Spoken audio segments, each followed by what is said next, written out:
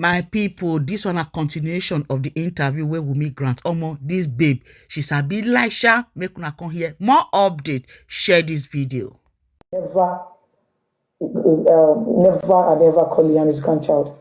Like you said, you said so many thoughtful things too. And I got really angry that day. I had to call my lawyer. What are we doing? This man has resumed with this manipulative tactics again this year, that we need to put a stop to this. What can we do? And he said, okay, so my lawyer said I was going to write them a letter and we'll be waiting for their response. So my lawyer sent them a letter to talk about the interview that I did. Like, why is he acting like the victim here? Now they are the one delaying us, and they are still the one going out there to keep telling lies. Like, when with all of this stuff, like they are just acting as if they do not want peace of mind. Because now, why? When do we get to this stage again? Let's just get things sorted and move to the next thing. So their lawyer started by saying they stopped working for him.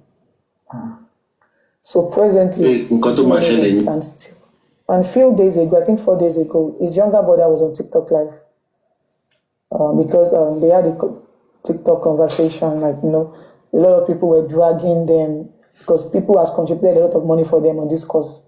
People contributed like $26,000 on the Mohbad's father. Yes. On what? To help him for what? On justice for Mohbad. They contributed millions of naira in another bank just because of justice for Mohbad. So as all of this is going on, people have been contributing to him. So yes, emotions. Coming in exactly. Yeah, money has been coming. So whose brother? Your father-in-law's younger brother? Yeah, was on TikTok live with him. They were together on TikTok live a few days ago, and he spoke about the DNA. And he said, he actually spoke about the DNA. And because people have been asking them, their supporters has been asking them, what is happening? Why is the DNA not done? Mr. Chud, guess what he said? He said they've got to realize that the DNA the court asked them to do will be done in Nigeria, and the results may not be accurate. This thing sounds funny, but it is very, very painful.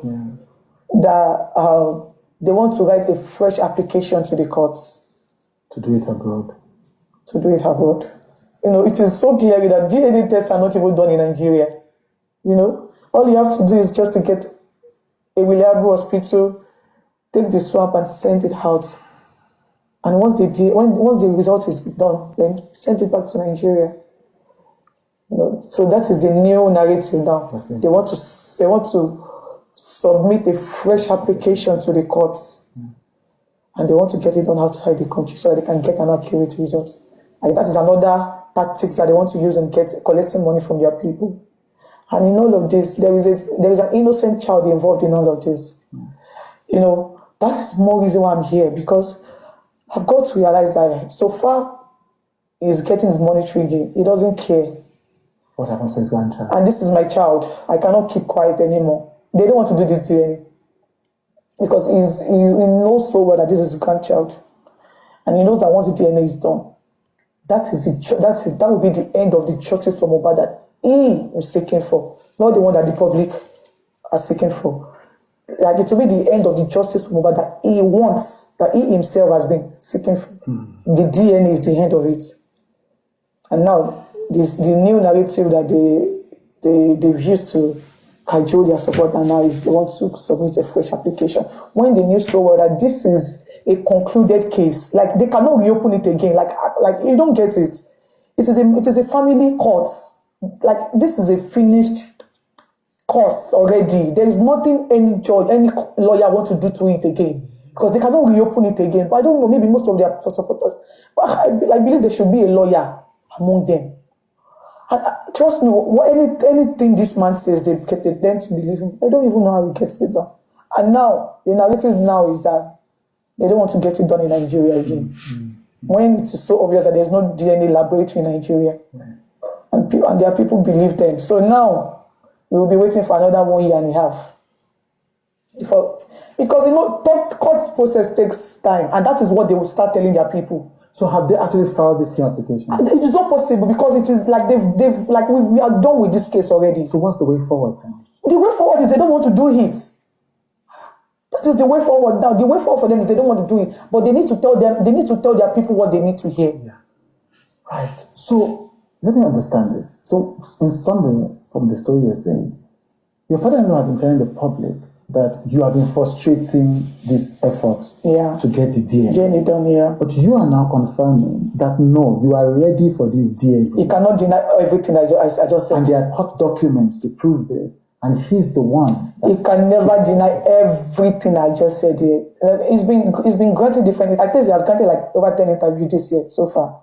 And whenever the DNA conversation comes up, his response is always, "Oh, it is still in courts," which is not true. It is not in courts. The only thing the court is waiting for now is just for us to tender the results, and they read it out to us. It is not in court. It has been done since last year. Like, it is a done deal. Like, there is no going back to it again. But the excuses that he has been giving the public and the interviewer is that it is still in courts. Okay. A question for those of us that may be ignorant of this. Okay. Why can't you do the test without him? The reason is because I've been called different names. He has called me a promiscuous woman.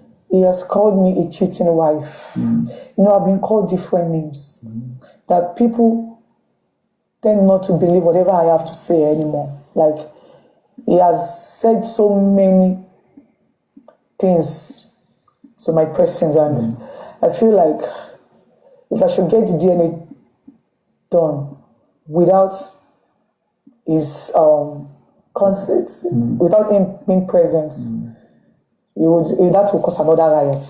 That will cause another problem, because that is what he actually want me to just do one silly mistake, because he knows that I already caught him. Like I'm about to stop his means of surviving, and he knows that once. So now he just want to frustrate me to do things out of anger. So he want to frustrate me to go ahead and do the DNA. So once it is done, then he will start going out there that, oh, the result is fake. And people will believe him because he's been the only one talking. Do you understand? I get that. But do you think even if it's done in a reputable hospital, he will still be able, people will still believe him? Because if according to you, he's trying to frustrate it. I don't think you, like do you go online often and often? No, I don't. My father-in-law is not a celebrity. He's everywhere. So I don't understand what you're doing. People, like, he's at least in a week. At least he do great interview. I think, if I'm not mistaken, like 2 or 3 times in a week. So people tend to listen to whatever he has to say because he has been the only one talking. Okay. Like, the rest of the family has just been silent, because of the legacy of my husband. There is no way we would talk or say anything that my husband's name will not be attached to it. No. Yeah. Right now, as I'm here, I'll be addressed as Mohbad's wife or Mohbad's widow. So his name is attached to whatever. So the glory, is being attached. So I don't want his legacy to get ruined for me. So I'm very sure, like, that is why the other family member has been quiet. Yeah. And, So what are you going to do? Because if I understand what you're saying that because of the way that he has mobilized public sympathy, anything you do now will be misinterpreted. So you're being careful. Yeah. But it seems like he lives, because what you're saying is he doesn't want to do this DNA. He doesn't. So it feels like you have no other. So what other choice do you have? That is why I'm here. Like, I feel like there should be an organization protecting children in Nigeria, because I know that all of this thing happening to Liam can never happen abroad. Now that he does it, so he's gone to TV stations. Yeah. He said this. So what happens next? Okay, so myself and my lawyer will be going to the court to report these whole incidents to the court, and to also get the permission from the court to get DNA done under their supervision. Right. So the court will supervise this. Yes. So the lawyer is saying that you guys are going to the court to say, let's do this DNA. Yeah, under your supervision. Under your supervision. Right. Yeah, and we might probably, we don't know, publish it online for people to see. So you ask the court for permission to publish the DNA. Yeah, so we can keep them updated on how this is going. The whole thing is going on, because I feel like my calmness will just make things worse. In 5 years, we'll be here till forever. Yeah. I know DNA will be done because it seems uninterested. What do you think that your late husband would feel if he were alive to witness all of this? Yeah. These thoughts alone, is one thing that keeps me awake every night. If only the dead could see. Because the whole family knew how much my husband loved Liam. He has tattooed Liam's name even before seeing him. He sees Liam as, Liam is literally like his source of happiness. Whoever is happy with Liam is literally happy with the person, no matter how much he hates you. Do you understand? The whole family knows that. So whenever most family wants to see his good side, they will just have to carry Liam. And the fact that all of them is done in his absence is, if only the dead could see, he would have cried 100 gallons of tears. I'm not going to lie to you, because he would never believe this would be coming from his father. Because his father is one person that he loved so much. He doesn't joke with his father. His father first, before anything. Okay, let me just say, now that he has a child of his own, maybe Liam first, then his father. And everybody knows how much he doesn't joke with his father. And so he would never believe his father would be the one to do this to his child. And few days before his demise, his father was with us, I think on Saturday. He carried his baby and put him on his lap. They took pictures together, like he knew he was going to die. They make different videos, took pictures on Liam's iPad. The pictures are still on his iPad. And my father-in-law, even when I had my baby, at first, we never had the intention of having a baby. We just want to make money. You understand? My father-in-law would always come to us you want us to have a child. He was the one that, wanted this thing. Left me and my husband, we just want to live our life because we're still young. I was 23 and he was 25 then. So he would just come to us we want us to have a baby. The Holy Spirit tells him something. Then those words were just a normal words to me, but now it has meaning. So one day he just came to us, I think it was around June last 2 years. I had Liam 2 years ago, sorry, last 3 years, 2022. Right. He came to us. That's your father-in-law? Yeah. He was my friend. So he literally comes to the house every time. He would come all the way from Ikowodu. He would make food for me. He's my friend. He would come with foodstuffs, different things. So he just came that day and my husband was even sleeping. He woke him up from bed and he said he had a dream that the Holy Spirit tells him that we would have a child and the child will be a boy. And the child will be so popular. I know that after he gets to see this interview, he would reflect to those things that he said. That this child will be so popular and the child will be so rich, even more richer than my husband.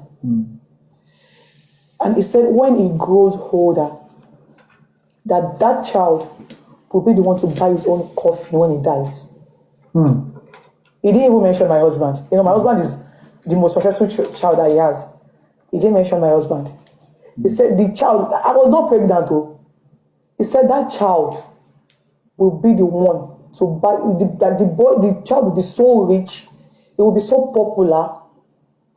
My husband's fame is nothing to compare to the kind of fame and riches this child will bring to us. And it's that word that he said, that child will be the one to buy his coffin when he grow up and dies. I think it was like a manifestation that's coming to an existence now because my husband is dead. And Liam is the only legacy left behind. So Liam is Liam will stand as the Mohbad when he grows older and dies. If only he could just go back to, I don't know what he was thinking when he said those things because he's doing something different entirely right now. Seems like ever since Mohbad died, you have not even had time to grieve your husband. I've not even won the death of my husband. I've not even seen closure at all. It still feels like my husband is still alive because he's in Yaba morgue. He has not been buried. He has not been buried? Yeah, he has not been buried. He has not been buried. It's so sad.